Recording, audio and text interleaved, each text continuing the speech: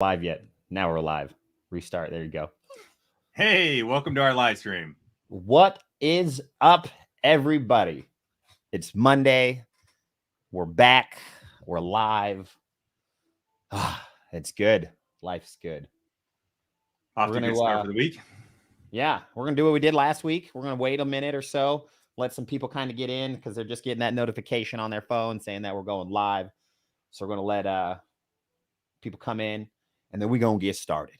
Mm-hmm. Yeah. I got the Deadpool sign working in case you guys didn't get to notice that. It's on, it's illuminated, and it's not flashing. What was wrong with it? You had to like change the setting? No, so there's no settings on it. There's one mode, two modes technically, on and off. That's it. But I had messaged the dude on Etsy that had made it, and he was like, yeah, I know that happens sometimes. The power cord, my little doohickey hanging right over there. Apparently it goes bad. And he sent me the link to go buy a new one off of Amazon, and I did, and follow la. Nice. We're good. Yeah.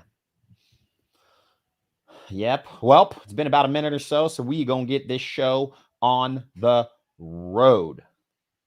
So in today's episode of Ask Alex and Philip Anything, we're going to be talking again about affording to live on your own. We're going to talk about what we've been working on, and we're going to be announcing our new channel name next week on the live stream. So make sure that you guys are there to check that out. In the comments below, let us know what you guys think that we're going to be changing our name to. And we'll let you guys know if you guys are right or not next week. And in case you're new here, I'm Alex. And I'm Philip. And we teach you stuff that you should have learned growing up, but probably didn't in high school, like how to be a grown-up. Because adulting shouldn't suck. If you guys are catching this on replay, go ahead and give a hashtag replay in the comments. We also put some timestamps in the description so you guys can jump to whatever section it is and look at that content that's going to be most relevant to you. If you guys are here live, let us know where you guys are watching from. I'm going to be headed down to Arizona later this week, so Alex and I can film a whole bunch of new videos for you guys, like stuff we wish we had known when we were moving out, how to get your rental application approved, how to find a room to rent, how much a 2-bedroom is costing in 2022, and we're going to be making a bunch of reels and TikToks. Speaking of putting out content, we're making an effort to put out a lot more content this year. It's one of our hashtag New Year goals. And I'm not going to lie, started making some all by myself in order to, make more videos. And it's kind of weird making a video without Philip. We've been doing it together for 2 years now. And as I'm going through and editing these videos, I feel like something's missing. And once these videos come out, make sure to leave a comment and let me know if you like them. If you feel like it's kind of weird without, the interaction between the two of us. I mean, I think they're good, but it feels weird. Not going to lie. Yeah. It's like something's missing. And the something is me. If you guys haven't already subscribed, make sure you do so. Hit that subscribe button. Hit that little dingy bell so you get the notifications when we put out some new videos. And if you guys have any questions during this live stream, go ahead and hit them up there in the comments, and we will get to them towards the end of this live stream. You're definitely going to want to watch all of the free content that we've made if you guys are trying to move out.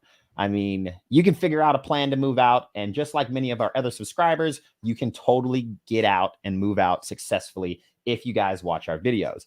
But if you're trying to get the best of the best, and I have all of that information in one spot, we've made a mini course for you guys called the GTFO plan, and it goes live tomorrow.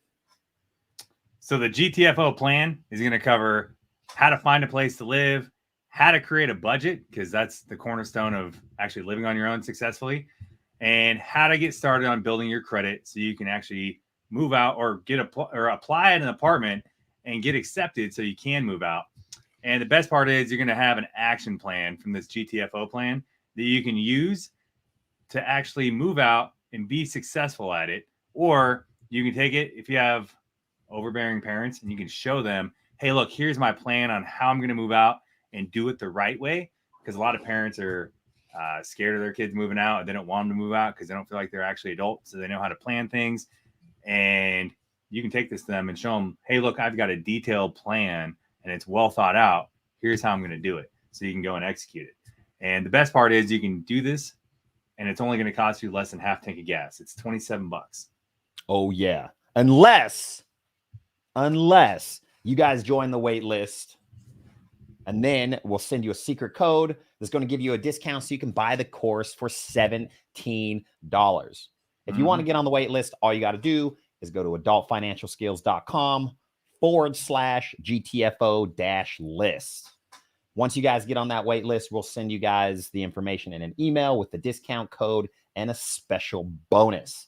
The course goes live tomorrow, so you're going to want to get on that today before the course releases, and then you have to pay full price. So when you're done here, go over there, get on that wait list, and check it out.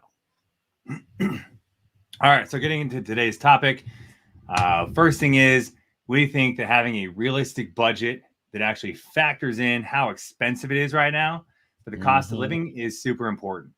And super important. You know, most of the budgets that are out there are complete BS. Not going to lie.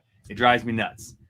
There's all these financial gurus who will tell you how to have a good budget, and it just does not apply in today's world. Maybe it applied like 20 years ago when you're moving out, but it's a lot different than it was 20 years ago.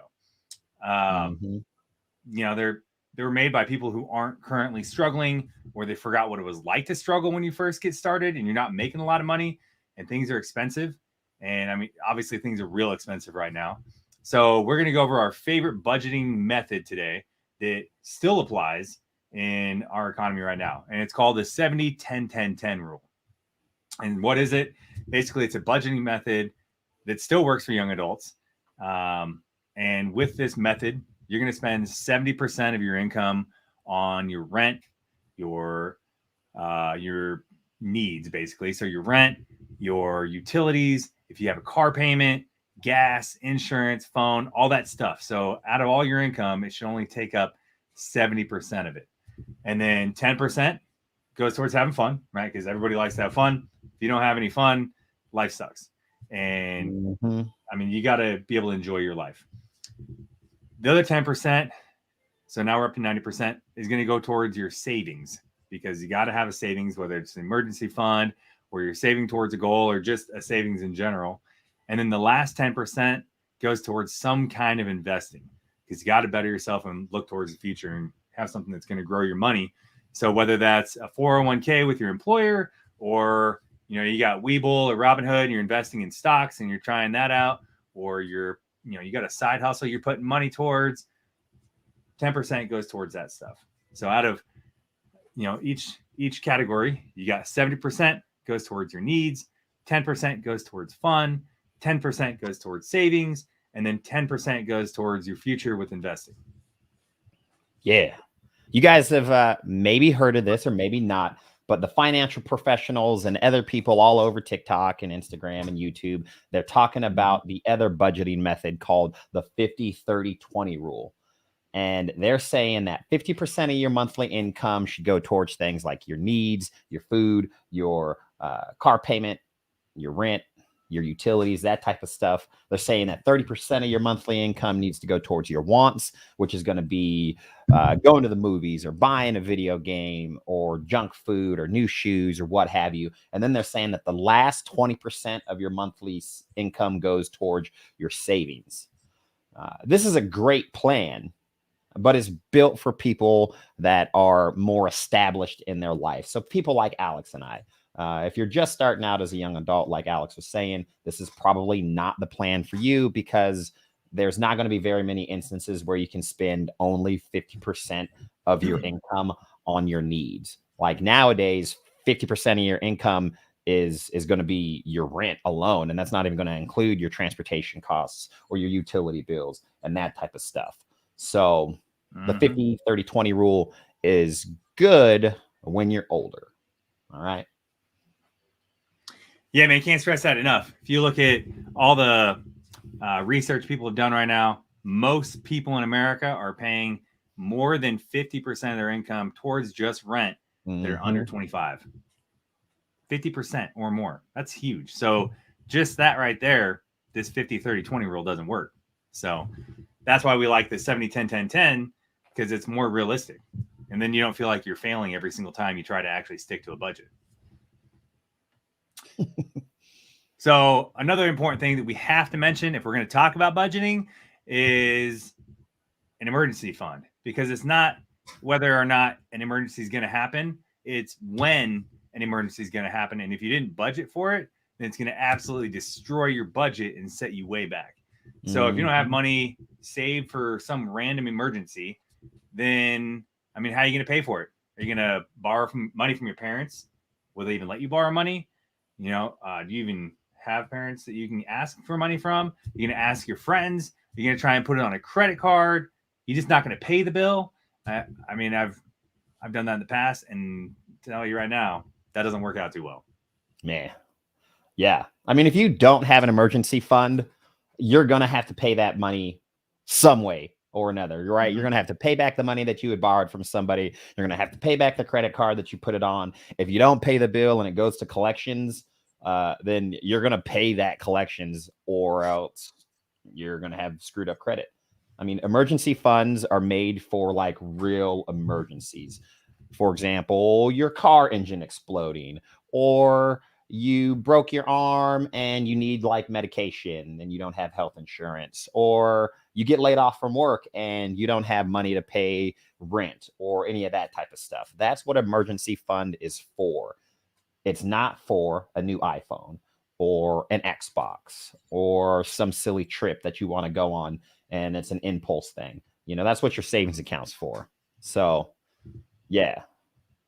When your car broke down, $1,600, my engine blew up on the highway and it cost me $8,000 to get a new motor, and so on and so forth. So, dude, I thought mine was bad in college. My motor blew, and when I was living in Vegas, and luckily at the time I was training at Juan Fight Team, Vanderlei Silva's gym, and he hooked me up with some other Brazilian that was a mechanic, and I got my engine swapped out of my Volkswagen for like $5,000, which was disgusting. But how much you say yours was? $8,000? Yeah. Nasty. Yeah, it was pretty disgusting. I vomited in my mouth numerous times. Yeah. Just for the car to get rear-ended, like not even a year after. It was like 4 months after my car was back on the road with a new motor. I got rear-ended and it totaled it. I watched it happen, actually. He did.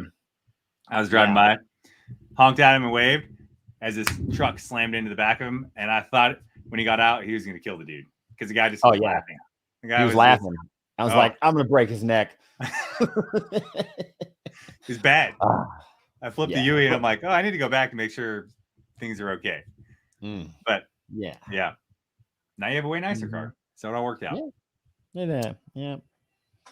All right. Yeah, so that's all the time we have to talk about that type of stuff today. What type of questions do you guys have? Yeah, Happy Gamer. Yeah, totally. It is a custom water loop. It is. Yeah. It is. We got people living in Ohio, Louisiana.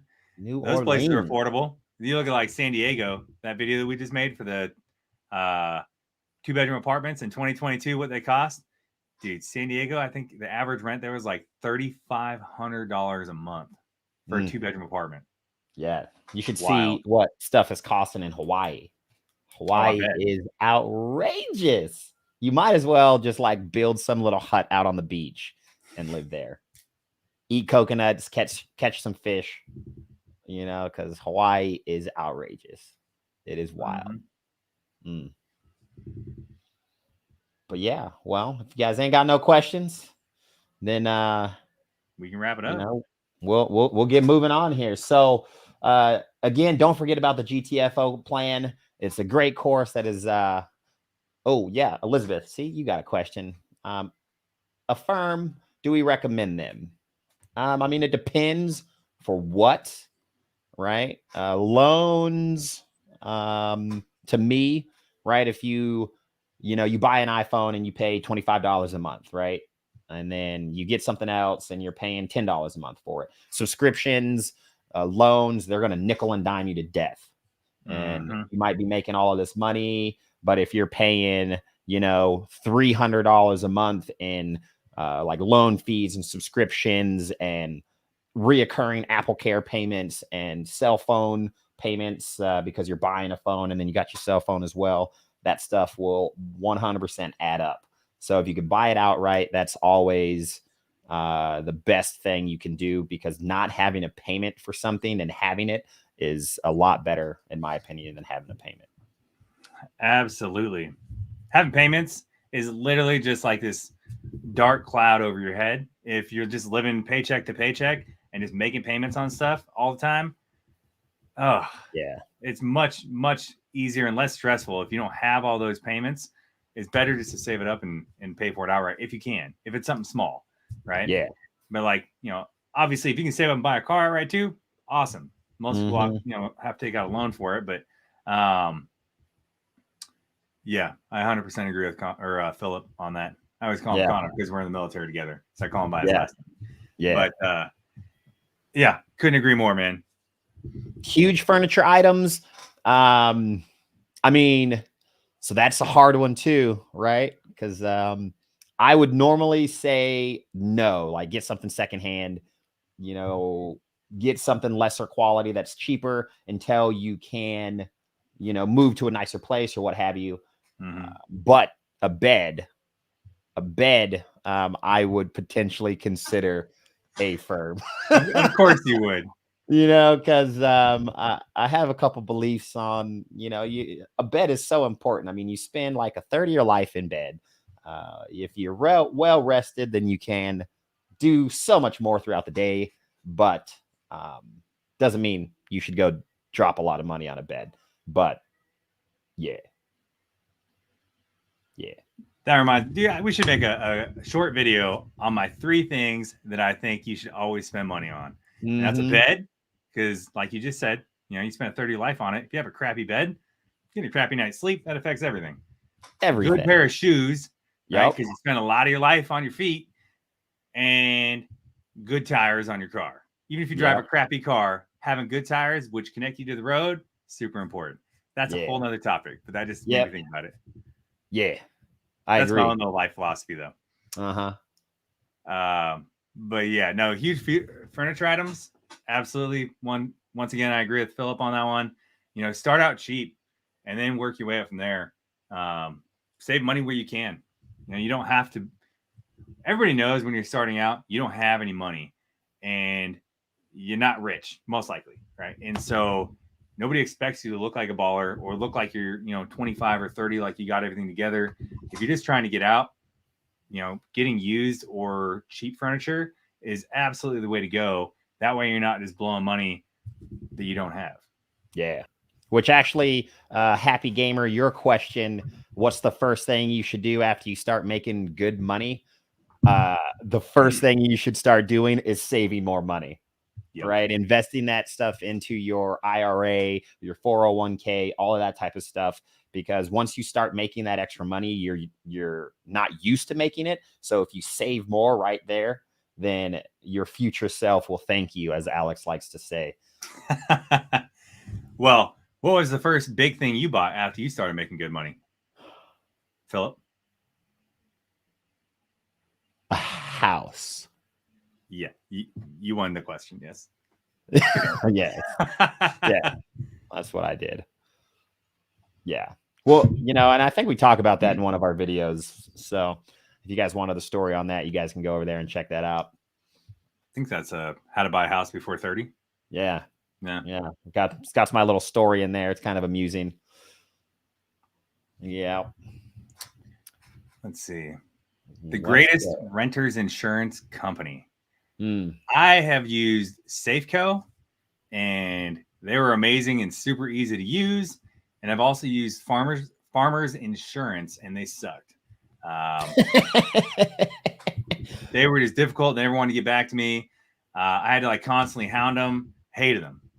and they were more expensive. So for me, I like Safeco. Water went down the wrong hole. I'm dying. I've used USAA. USAA was great. But obviously you have to be like a military or an affiliate to be able to use USAA. But really, just when you're looking for renters insurance companies, do your research. Read the reviews, you know, because these people, they're going to try and do the cheapest possible way to do it. And you really have to like argue with them and have your contractors argue with them if something happens, so you guys can get, you know, taken care of appropriately. Oh yeah, because you'll see it in the reviews too online. Because all these insurance companies, they want your money, of course, but a lot of times they don't want to dish it out, so they're gonna be real difficult along the way. And if you look them up online, you'll see the reviews. You know, some of them are great to use and they're user friendly, and other ones are just trash. So just beware. Yeah.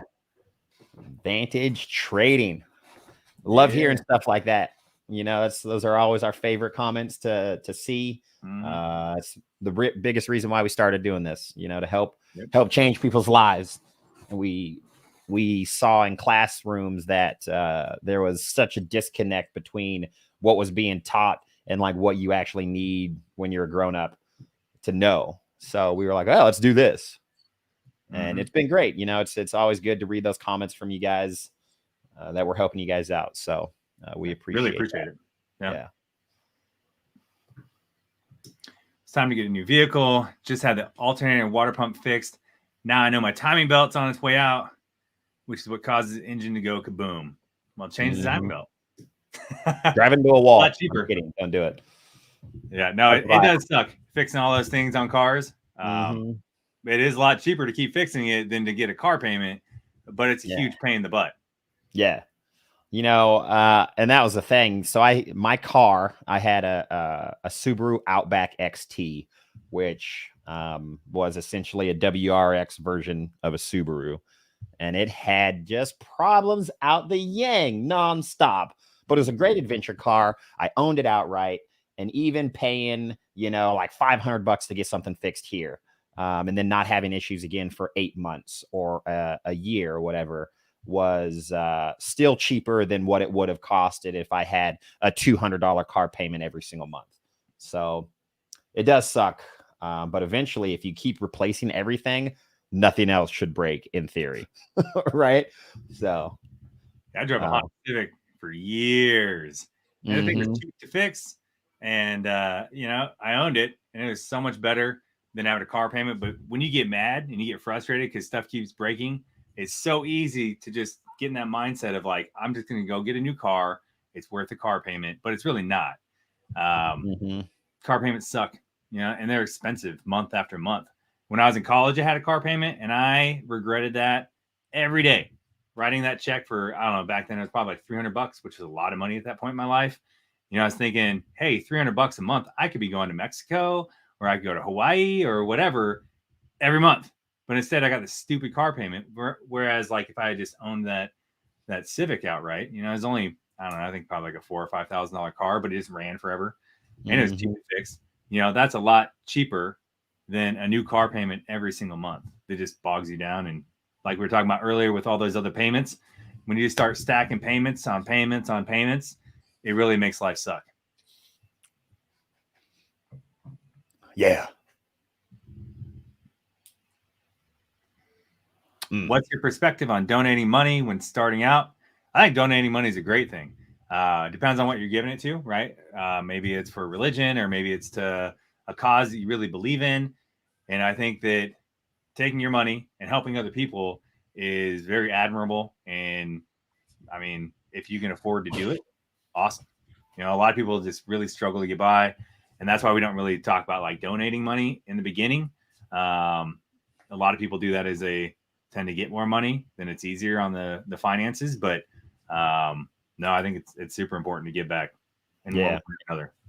Yeah. I mean, in the beginning, you want to obviously make sure that you are able to take care of yourself and that you have a savings account for yourself and an emergency fund for yourself. And then once you have all of that type of stuff established, I mean, if donating money is something that you're wanting to do, 100%, absolutely go ahead and do it. But, you know, just make sure that you have yourself taken care of before you start doing that type of stuff. Yeah. I know for me, when I was young and broke, I donated my time because I had more of that than I had of money. But teach their own. Yeah. What's the average criteria you have to meet to get approved for nearly any apartment? Money. Have to have money. Money's important when you're trying to get an apartment. And then credit is probably equally as important, right? Yeah. We actually just released that video last week, how to get your first apartment. And then we have some videos coming out here in the next couple of weeks that are pretty much going to kind of talk about that type of stuff as well. So have money saved, and have credit. Yeah, we got the link right there to that video in the comments if you guys wanted to check that out. And I agree with Nate Dogg. Yeah. Don't get a car payment. Avoid them at all costs if you possibly can. They suck. Yeah. They take a long time to pay off. By the time you pay the car loan off, you typically don't even want the car anymore. No. You're like, done with this thing. The average person only keeps a car for 3 years, and they trade it in.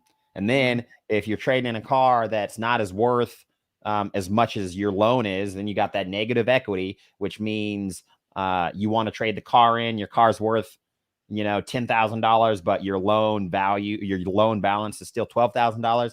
That's $2,000 that you're having to pay for a car still. And if you roll it into the next loan, and let's say you buy that next car for $20,000, well, they're going to wrap in that $2,000 from that other vehicle that it wasn't worth. So now you're already starting off on the bottom, which is bad juju. Yeah. Big no-no. Yep. Moved to Tijuana last year. Okay. I have not been to Tijuana, but Alex has. Yeah. One of my best friends lives in San Diego. Gone over to TJ a few times. It's an interesting place. I mean, all kinds of different economical areas. I mean, you can definitely save up a lot of money living over there. It's a lot cheaper than, across the border in San Diego, where it's crazy expensive. Yeah. Yeah, pretty much don't move to California, right? If you're trying to go somewhere where you can afford to live. California is probably not where I would go. Excuse me. Not California or New York. Yeah. No thanks. Too expensive. Yep. Well, ladies and gents, that's pretty much going to be it for us right here. Remember, check out that plan if you guys are trying to move out anytime soon. The GTFO plan is going to have all of our best course material in one centrally located spot for you guys, so you guys can create your plan and get out of your parents' house cheap and effectively without having to move back in. That's the website right there on the screen for you guys. So go there, get on the wait list, adultfinancialskills.com/GTFO-wait list. $17 if you guys get on the wait list today, $27 if you guys do it tomorrow. So get on it. So share this channel with your friends. Tell them about the wait list or the GTFO plan if you got somebody that you want to move out with, right? Because if you got potential roommates that you're thinking about moving out with, this would be a great thing for them to do as well. We do this because we're on a mission to make finances more understandable and easier to digest, right? More fun than like a bunch of old dudes that are talking about money that want to, put you to sleep. Yeah. So turn on your notifications. We're going to be making, like I said earlier, at least one video a week. We're working on getting up to 3. So there's going to be a lot more content coming out as we post new stuff. And let us know what you want to see more of. Because honestly, at the end of the day, this is all for you. We make these videos for you based on what you tell us you need to know. So we're trying to fill in all those gaps and help you guys out. Hell yeah. So don't forget, we're trying to go live more regularly. So we're going to be live again next Monday, February 7th. Same time, 2 p.m. Pacific time. Specific. Yeah, 2 p.m. Okay, West Coast time. All right. We're going to be here doing stuff. We're going to tell you guys our new channel name. All right, which is awesome. We're going to talk about being a grown up, being an adult, the GTFO plan, and all that good stuff. So make sure you guys are here next week. And we'll be together. Oh, we will be like literally in person together. Yes. But all right, y'all. It was great. And I'm glad you guys came by. And we will see you guys next week. Bye-bye. Bye.